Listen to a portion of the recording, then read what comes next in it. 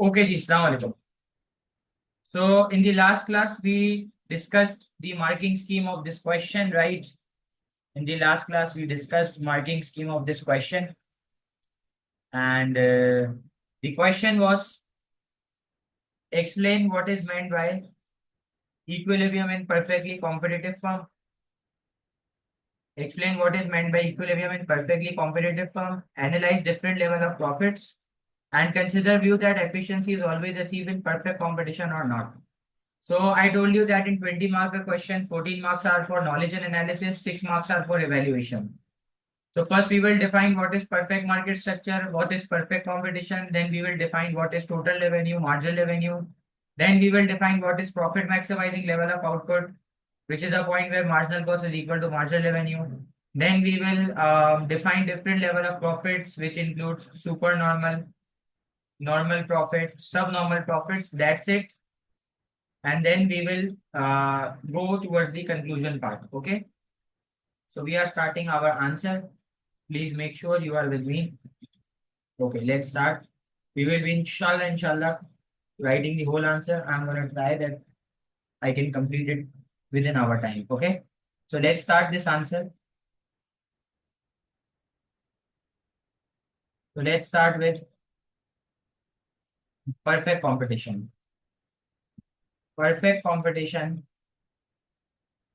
exists in perfect competition exists in perfect market structure.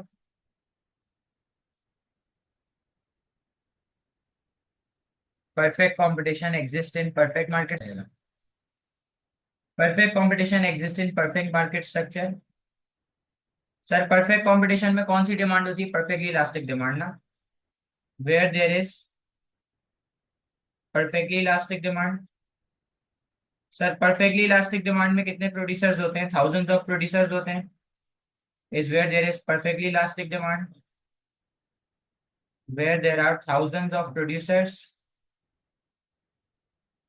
Where there are thousands of producers producing the same product. Where there are thousands of producers producing the same product, which is homogeneous and identical, which is homogeneous and identical, which is homogeneous and identical on the same price, on the same price, comma, firms are known as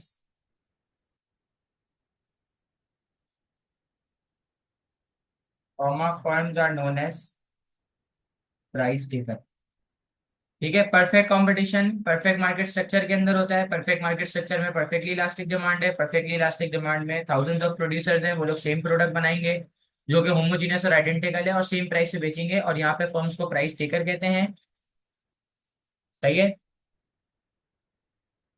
comma, as there is existence of, comma, as there is existence of, comma, as there is existence of perfect knowledge, so there is no price discrimination. As there is existence of perfect knowledge, so there is no price discrimination, so your price is equal, so your price is equal to your marginal and average revenue. So your price is equal to your average and marginal revenue. Moreover,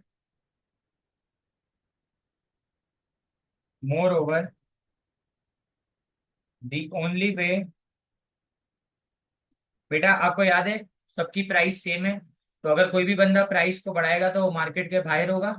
और अगर कोई भी बंदा price को कम करेगा तो अपना भी नुकसान होगा, साथ में सबका नुकसान होगा। तो रेवेन्यू बढ़ाने का एक ही तरीका है, ज्यादा यूनिट बेच के ज्यादा रेवेन्यू कमा लो ना। Moreover the only way moreover the only way to increase revenue moreover the only way moreover the only way to increase revenue is by selling more units is by selling more units. That is percentage change in quantity demanded. That is percentage change in quantity demanded. That is percentage change in quantity demanded is equal to percentage change in total revenue. That is percentage change in quantity demanded is equal to percentage change in total revenue. क्या बोला मैंने आपको? Percentage change in quantity demand किसके equal है? Total revenue के equal है, क्योंकि revenue बढ़ाने का एक ही तरीका है, जितने से प्राइस बढ़ाऊंगा उतने से क्वांटिटी बढ़ेगी और उतने से आपका टोटल रेवेन्यू बढ़ जाएगा। सही कह रहा हूं मैं? ठीक है। Okay. Comma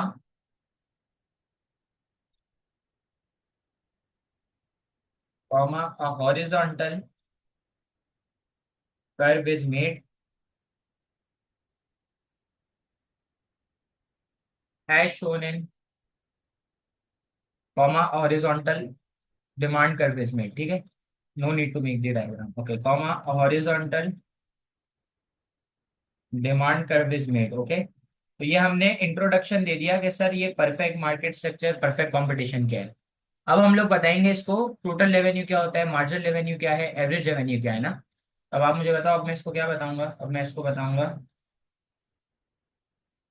total revenue. Total revenue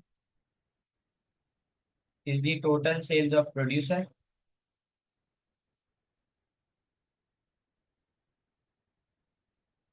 and marginal revenue and marginal revenue is the additional revenue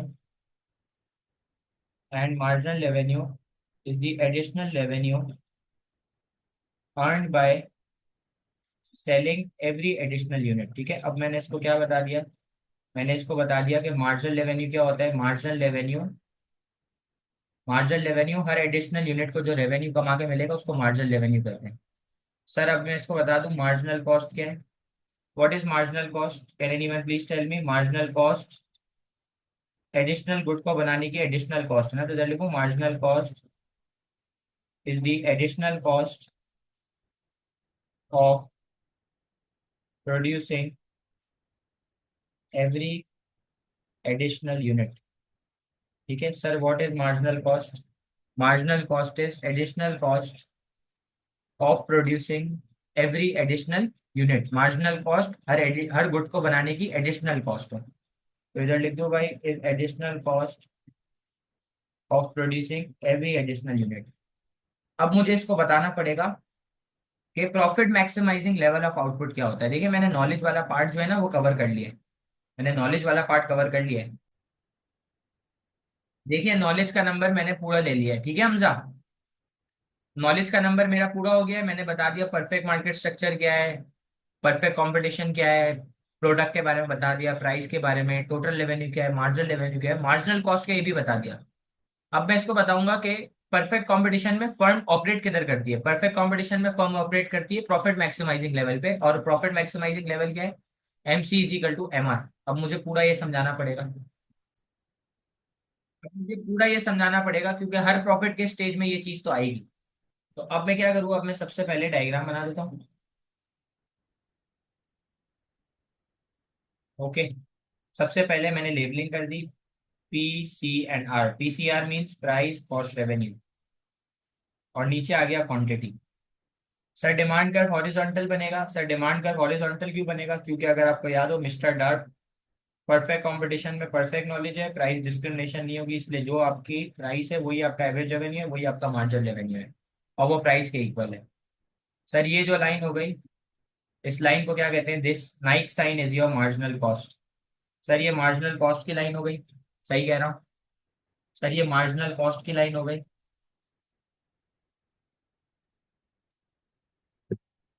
sir ये मार्जिनल कॉस्ट की लाइन हो गई। सर वो ये बताएं, प्रॉफिट मैक्सिमाइजिंग लेवल क्या है? M C is equal to M R, ये है आपका प्रॉफिट मैक्सिमाइजिंग लेवल। ये ई वाला जो पॉइंट है ये आपका प्रॉफिट मैक्सिमाइजिंग लेवल है। ये ई वाला आपका क्या है? ये ई वाला आपका प्रॉफिट मैक्सिमाइजिंग लेवल है। यहाँ से आ गई क्वांटिटी, यहाँ से आ गई क्वांटिटी, सही कह रहा हूँ? सर ये आ गई क्वांटिटी। अब मुझे बताएं, अगर मैं क्वांटिटी Q1 के ऊपर ऑपरेट करता हूँ, if I operate at quantity Q1, if I operate at quantity Q1, अगर मैं क्वांटिटी Q1 के ऊपर ऑपरेट करता हूँ, तो आप देख सकते हैं जो मैं एडिशनल आउटपुट प्रोड्यूस कर रहा हूँ ना, my additional output is contributing more in terms of cost than in terms of revenue, so I should cut back the quantity. ठीक है? If I produce less than the profit maximising level, अगर मैं profit maximising level से कम कम produce करता हूँ, if I produce less than the profit maximizing level, so as you guys can see that your additional output is contributing more in terms of revenue than in terms of cost. So in order to increase my revenue, I should increase the quantity, right? ठीक कह रहा हूँ? अब मैं इसको समझाऊंगा कि quantity Q के ऊपर मार्जिनल कॉस्ट और मार्जिनल रेवेन्यू इक्वल है। क्वांटिटी Q1 के ऊपर मार्जिनल कॉस्ट मार्जिनल रेवेन्यू से ज्यादा है। क्वांटिटी Q2 के ऊपर मार्जिनल रेवेन्यू मार्जिनल कॉस्ट से ज्यादा है। अब मैं इसको ये पूरा समझाऊंगा। तो बेटा ये हम लोग क्या समझा रहे हैं? हम इसको प्रॉफिट मैक्सिमाइजिंग लेवल समझा रहे हैं ना। तो अब मैं क्या लिखूंगा? अब मैं लिखूंगा profit maximizing, profit maximising level of output is a point, profit maximising level of output is a point where where profit maximizing level of output is a point where marginal revenue is equal to, where marginal revenue is equal to marginal cost.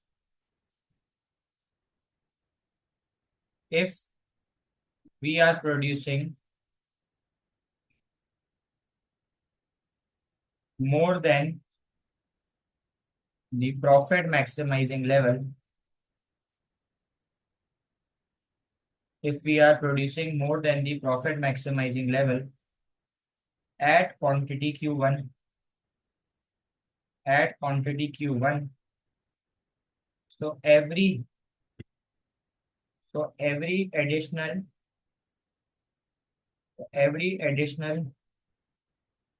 unit produced is contributing contributing more in terms of, contributing more in terms of cost than revenue. So output should be cut back. सही कह रहा हूँ? So output should be cut back. अगर मैं profit maximising level से ज्यादा produce कर रहा हूँ, तो ये जो एडिशनल आउटपुट है ना, ये कॉस्ट में ज्यादा कंट्रीब्यूट कर रहा है, रेवेन्यू में कम कर रहा है, तो आउटपुट को कट बैक करना चाहिए।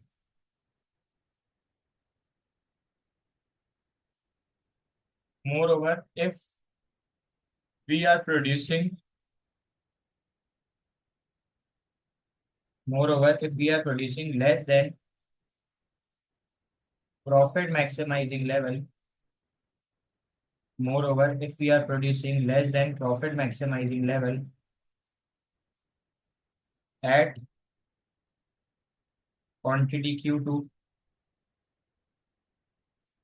at quantity Q2, so additional output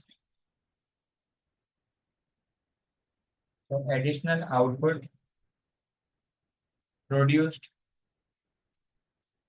is contributing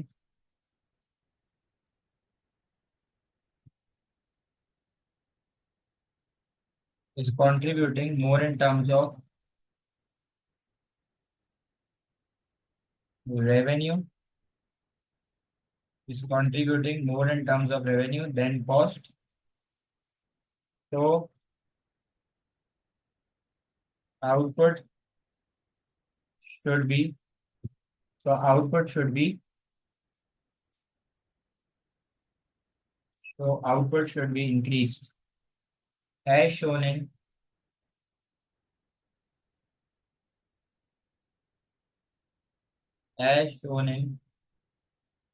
diagram number 1।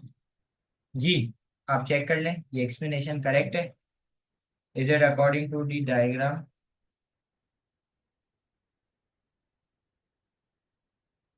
Okay, so I think we are done with the knowledge part. Knowledge के हमारे पूरे नंबर हमें मिल चुके हैं। अब हम एनालिसिस की तरफ जाएंगे। एनालिसिस क्या करना है हमें कि परफेक्ट कंपटीशन में कितने लेवल ऑफ प्रॉफिट्स होते हैं? 4 होते हैं, super normal, normal, subnormal profit और loss, last operating, and then comes the shut down point. तो अब मुझे ये समझाना पड़ेगा इसको। Any problem up till here? Yes, तो now if you remember my lecture ना, तो मैंने आपको बताया था कि प्रॉफिट के स्टेजेस चेंज कैसे होते हैं। तो let's first try to remember the story. सबसे पहले एक फर्म अर्न कर रही होती है सुपर नॉर्मल और एबनॉर्मल प्रॉफिट्स, राइट? उसको देख के दूसरी फर्म जो है ना वो अट्रैक्ट होती है कि यार ये तो सुपर नॉर्मल प्रॉफिट कमा रही है। फिर सप्लाई बढ़ती है, फिर मार्केट शेयर डिवाइड होता है। तो जो सुपर नॉर्मल कमाती है वो नॉर्मल कमाना शुरू करती है। फिर नॉर्मल को देख के भी लोग अट्रैक्ट होती है दूसरी फर्म्स, और सप्लाई बढ़ती है और मार्केट शेयर डिवाइड होता है। तो जो नॉर्मल कमाता है वो सब नॉर्मल कमाएगा। फिर लास्ट ऑपरेटिंग, फिर इस तरीके से शटडाउन की स्टेज की तरफ जाएगा। ठीक है, तो अब हमें थोड़ा सा प्रॉफिट के स्टेजेस से पहले थोड़ा सा इंट्रो देना पड़ेगा। हमें थोड़ा सा अब इंट्रो देना पड़ेगा। यही जो मैंने आपको बताया, हमें थोड़ा सा इंट्रो देना पड़ेगा। In case of perfect competition, in case of perfect competition, firms earn in case of perfect competition, firms earn supernormal,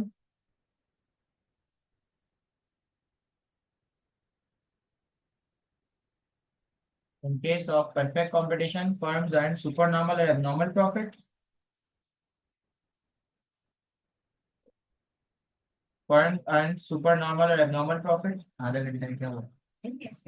Supernormal or abnormal profit, which encourages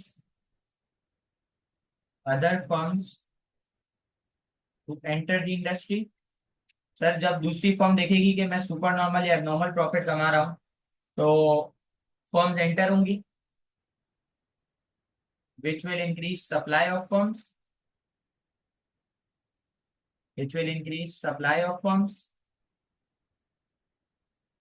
which will increase supply of firm, comma market share gets divided। जैसे ही supply बढ़ेगी तो market share divide होगा, सही कह रहा हूँ, comma market share gets divided। So now firms will start earning। क्या कमाएंगी भाई? जो सुपर नॉर्मल कमाता है वो क्या कमाएगा, बताओ जरा। तो now firms will start earning, तो now firms will start earning, तो now firms will start earning normal profits. ठीक है, सही है। और नॉर्मल प्रॉफिट वो जगह है जहाँ पे A B C, A F C और ए बी सी कवर्ड हो रहे हैं, आर कवर्ड। ठीक है, सही है।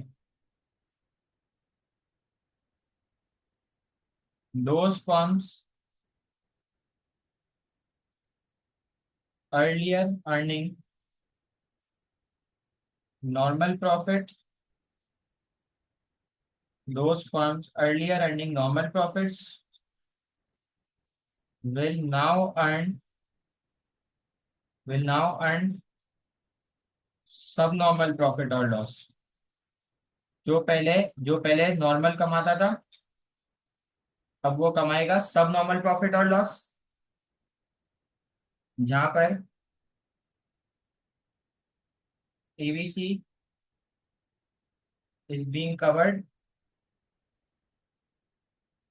EVC is being covered, but not AFC.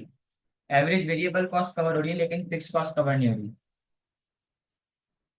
Comma those making losses will shut down. ठीक है, जो लॉस कर रहा होगा वो शट डाउन की तरफ जाना शुरू होगा. लास्ट ऑपरेटिंग मतलब लॉस वाला पॉइंट और फिर शट डाउन की तरफ जाएगा. तो ये मैंने इंट्रो दे दिया. इंट्रो क्लियर है. अब हम प्रॉफिट के पहले स्टेज से शुरू करते हैं और डायग्राम बना बना के शुरू करते रहेंगे. ठीक है. So first diagram is for super normal और abnormal profits, right. First diagram is for super normal और एबनॉर्मल प्रॉफिट्स. तो सबसे पहले लेबलिंग कर देंगे पीसीआर, प्राइस कॉस्ट रेवेन्यू, और नीचे आ जाएगा क्वांटिटी. बेटा हम लोग परफेक्ट कंपटीशन की बात कर रहे हैं. Perfect competition. परफेक्ट कंपटीशन में परफेक्ट नॉलेज है इसलिए मिस्टर डार्ट की थ्योरी है. No price discrimination. Your demand is equal to your marginal revenue, your average revenue, and your price. This line is your marginal cost. Light, this line is your marginal cost. Am I correct? This line is your marginal cost, and this line is your average total cost. Sir ये line कौन सी हो गई, बहुत बड़ी बना दिया यार.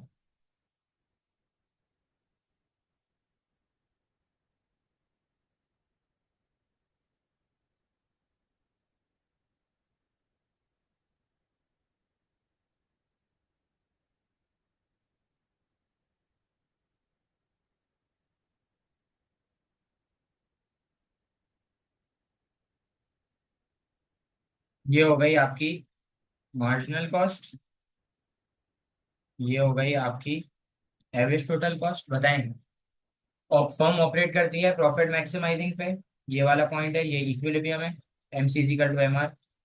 यहाँ से आ जाएगी कॉस्ट की लाइन. सॉरी, कॉस्ट की लाइन नीचे आएगी. Sorry sorry sorry sorry. My mistake, my mistake sir. Cost की लाइन आएगी नीचे. सर ये कॉस्ट की लाइन हो गई. ये एवरेज टोटल कॉस्ट की लाइन हो गई. फर्म ऑपरेट करेगी a point where marginal cost is equal to marginal revenue. तो वहां से नीचे क्वांटिटी आएगी, कॉस्ट की लाइन से कॉस्ट आ जाएगी. देखिए तो ये आ गई, कॉस्ट आ गई है, और नीचे क्वांटिटी आ गई. तो आप देख सकते हैं टोटल कॉस्ट का एरिया है OCAQ. टोटल रेवेन्यू का एरिया है OPEQ. और प्रॉफिट का एरिया है CPEA. ठीक है. अब शुरू करेंगे. चले आ जाए, अब इसको एक्सप्लेन करना शुरू करेंगे. ज्यादा ज्यादा लंबी नहीं करेंगे, छोटा सा. ज्यादा लंबी नहीं कर सकते.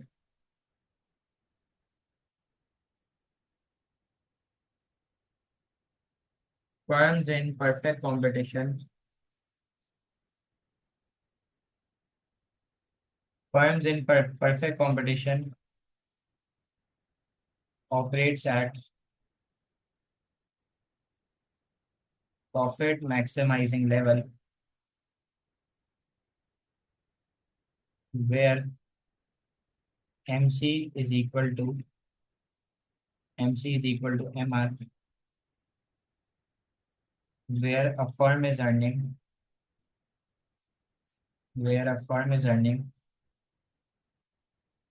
supernormal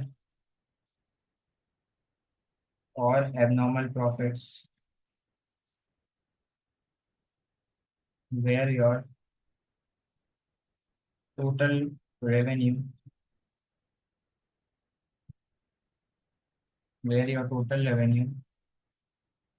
is greater than your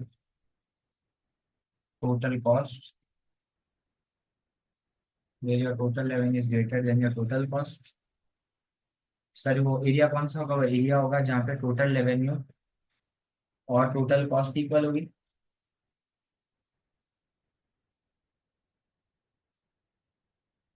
where your total revenue is greater than your total cost, right? Where total revenue is greater than total cost, the total revenue area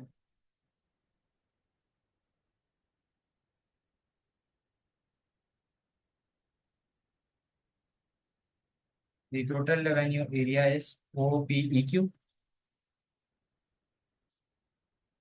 The total revenue area is OPEQ, and total cost area is OCAQ,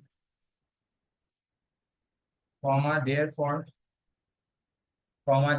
profits are CPEA. CPEA as shown in diagram number 2। ठीक है, ये diagram के अंदर show हो रहा है कि total revenue total cost से ज्यादा है। ये शो हो रहा है भाई। ये सारा का सारा आपका एबनॉर्मल प्रॉफिट्स वाला एरिया है। ठीक है, सही। ओके, अब हम दूसरे स्टेज पे जाएंगे। दूसरा स्टेज कौन सा है? दूसरा स्टेज है नॉर्मल प्रॉफिट। तो बताएं भाई, नॉर्मल प्रॉफिट, ये नॉर्मल प्रॉफिट दूसरा स्टेज क्या है भाई? दूसरा स्टेज है नॉर्मल प्रॉफिट ना।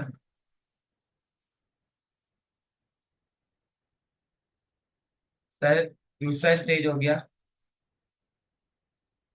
ये हो गया नॉर्मल प्रॉफिट। ये हो गया आपका एवरेज टोटल कॉस्ट का कर्व। सही है, बिल्कुल बनाएंगे, बिल्कुल बनाएंगे। ये हो गया एवरेज टोटल कॉस्ट का कर्व। अब बताएं, हर फर्म ऑपरेट करती है प्रॉफिट मैक्सिमाइजिंग लेवल पे, और प्रॉफिट मैक्सिमाइजिंग लेवल ये वाला पॉइंट है, M C is equal to M R. यहाँ से नीचे क्वांटिटी आ गई और कॉस्ट की लाइन पे कॉस्ट आ गई। ठीक है, ओके। तो यहाँ पे total cost is equal to total revenue, O C E Q is equal to O P E Q. ठीक है सर, इस पॉइंट पे फर्म एलोकेटिवली भी एफिशिएंट है और प्रोडक्टिवली भी एफिशिएंट है। ये हम लोग कंक्लूजन में यूज करेंगे। ठीक है, ये वाला हिस्सा हम लोग किधर यूज करेंगे? ये वाला हिस्सा हम लोग कंक्लूजन में यूज करेंगे कि फर्म प्रोडक्टिवली भी एफिशिएंट है और एलोकेटिवली भी एफिशिएंट है। ठीक है, सही है। अब शुरू करें।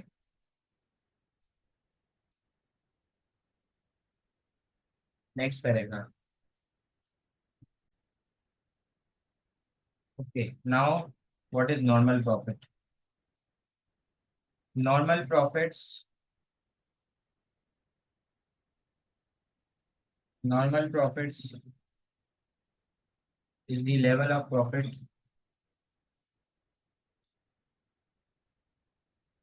which is enough to stay in the industry. Normal profit is the level of profit which is enough to stay in the industry as our entire cost,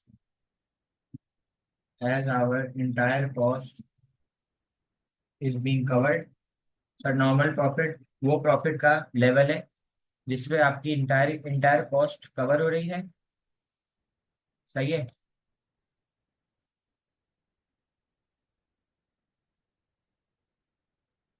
in the long run firm will be earning in the long run firm will be earning normal profits where your total cost is equal to your where your total cost is equal to total revenue, where your total cost is equal to total revenue,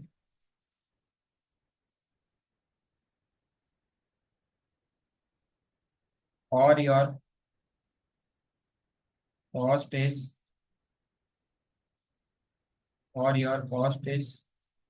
equal to price, as shown in diagram number three. ठीक है, देखें भाई, ये diagram number 3 हो गई। ठीक है, ये हो गई डायग्राम नंबर 3। अब लास्ट डायग्राम बना रहा हूँ। लास्ट डायग्राम कौन से स्टेज की है भाई? सब नॉर्मल प्रॉफिट और लॉस। अब क्या डायग्राम बनेगी? गौर करना प्लीज।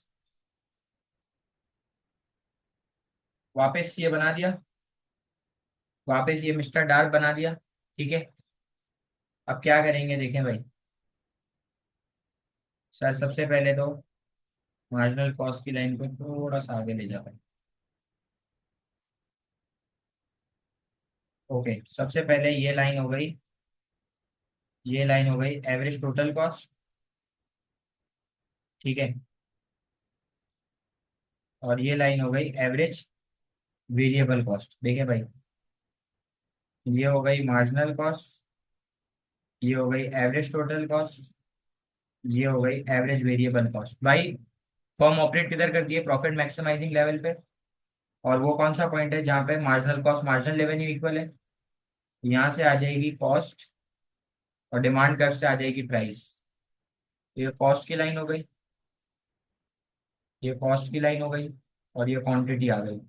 ये सारा का सारा, ये सारा का सारा जो ट्राइंगल है ये लॉस वाला एरिया। क्यों? क्योंकि आपकी जो टोटल कॉस्ट है, आपकी जो टोटल कॉस्ट है वो है OCAQ, और आपका टोटल रेवेन्यू है OPEQ। आपको जो है ना वो प्रॉफिट नहीं हो रहा, आपको लॉस हो रहा है। और लॉस का एरिया क्या है? CPAE। ये जो पूरा डब्बा है ना, ये आपका लॉस का एरिया। ये किसका एरिया? लॉस का। ठीक है बेटा, इस सब नॉर्मल की तो बनाई है मैंने, क्या हो गया? ये सब नॉर्मल की तो बनाई है।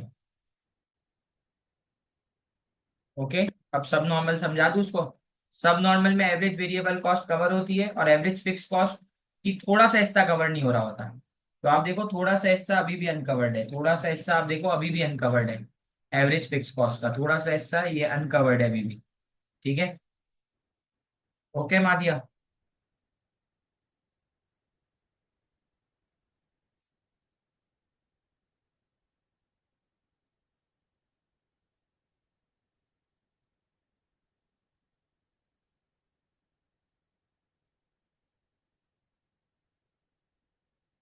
इन सब नॉर्मल प्रॉफिट्स और loss,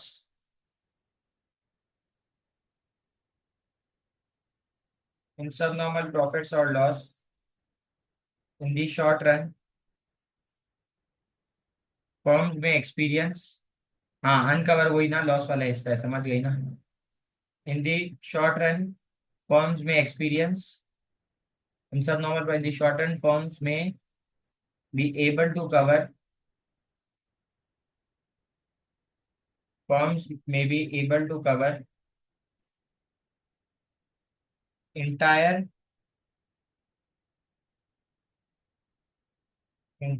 average variable cost,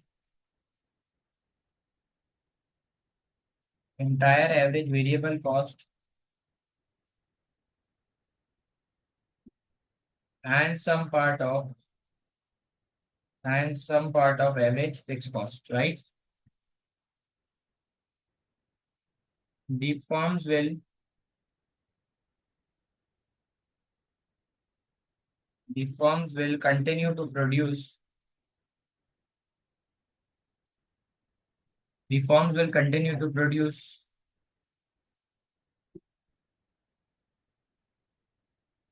as it is covering average variable cost,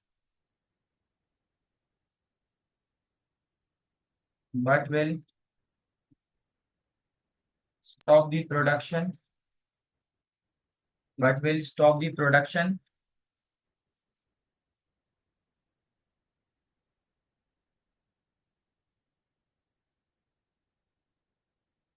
but will stop the production when average variable cost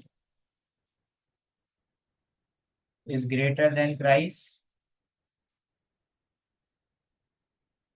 as it is the shutdown point. Okay बेटा, यहाँ तक आपको knowledge analysis के marks पूरे मिल गए। Any problem till here? So ask me please. No need of last operating point, because हमने इसको बता दिया लास्ट लाइन में कि सर लास्ट ऑपरेटिंग पॉइंट वो है जब एवरेज वेरिएबल कॉस्ट कवर हो रही है। जब एवरेज वेरिएबल कॉस्ट प्राइस से ज्यादा हो जाए ना, तो फिर शट डाउन पॉइंट आ जाता है। ठीक है, यहाँ तक नॉलेज एनालिसिस के पूरे 14 मिल गए। अब आप मुझे बताएं, इवेल्युएशन की तरफ जाऊं? Okay, so now we are only left with the conclusion part ना। तो आप मुझे बताएं जरा, अब हम लोग क्या बात, एफिशिएंसी कब अचीव होती है भाई? एफिशिएंसी अचीव होती है नॉर्मल प्रॉफिट लॉन्ग रन के अंदर अचीव होगी जब फर्म अर्न कर रही होगी नॉर्मल प्रॉफिट। उस पॉइंट पे फर्म प्रोडक्टिवली भी एफिशिएंट होगी, एलोकेटिवली भी। प्रोडक्टिवली एफिशिएंट कैसे होगी? क्योंकि उसकी एवरेज टोटल कॉस्ट मिनिमम पर होगी। एलोकेटिवली एफिशिएंट कैसे होगी? क्योंकि उसकी मार्जिनल कॉस्ट और प्राइस इक्वल होगी। आप डायग्राम में देख सकते हैं कि इस पॉइंट पे फर्म प्रोडक्टिवली भी एफिशिएंट है, एलोकेटिवली भी एफिशिएंट है, क्योंकि उसकी एवरेज टोटल कॉस्ट भी मिनिमम पर है और मार्जिनल कॉस्ट और प्राइस भी इक्वल है। ठीक है, तो इसका मतलब है एफिशिएंसी सिर्फ परफेक्ट कंपटीशन में अचीव होगा, इम्परफेक्ट में नहीं हो सकती एफिशिएंसी अचीव। तो मैं इधर लिखूं ना भाई, टू कंक्लूड, इधर लिख दो ना भाई, to conclude in my opinion efficiency can be achieved in perfect competition. To conclude in my opinion efficiency can be achieved in perfect competition in long run at the stage of normal profit, where your total cost where your total cost is equal to total revenue, comma, at this point a firm is at this point a firm is productively efficient as average total cost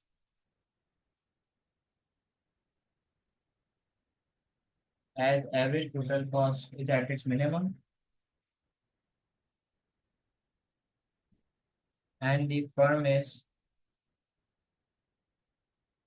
allocatively and the firm is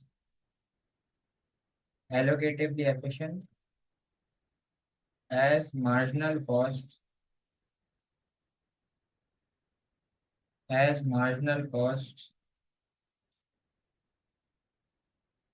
is equal to price as shown in diagram number 3। ठीक है, मैंने diagram से भी link कर दिया और फिर इसको मैं लिख दूंगा और एक और पॉइंट लिख दूंगा। Moreover efficiency can only be achieved in perfect market structure। Efficiency सिर्फ कहाँ अचीव होगी? एफिशिएंसी सिर्फ अचीव होगी परफेक्ट मार्केट स्ट्रक्चर में, इम्परफेक्ट में नहीं होगी। तो लिखूं efficiency can only be achieve in perfect market structure but not in imperfect market structure. Sir imperfect में क्यों नहीं हो सकती? As there is as there is imperfect knowledge as there is imperfect knowledge, so there is existence of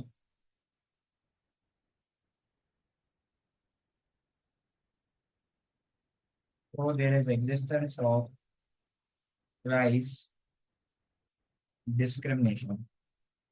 ठीक है, so we are done with 20 marker question of perfect competition now। If it's clear, just let me know and you guys can go. Thank you.